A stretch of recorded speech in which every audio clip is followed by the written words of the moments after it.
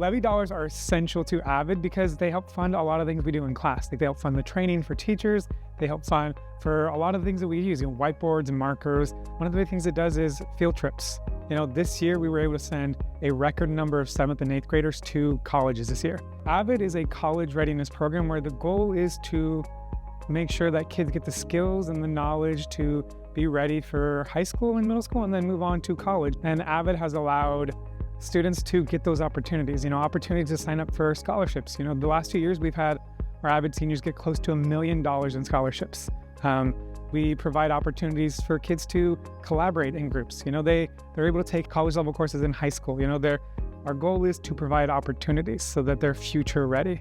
I was an advocate. My parents wanted the best for me, but sometimes we didn't know how to apply for colleges. We didn't know how to sign up for hard classes in high school. We didn't know how to sign up for scholarships. And that's where AVID was able to fill in the gaps and provide opportunities to sign up for those things and to be better prepared. Because if it wasn't for AVID, I may not be in this position to be able to help future generations of AVID students. Please remember to vote on February 11th.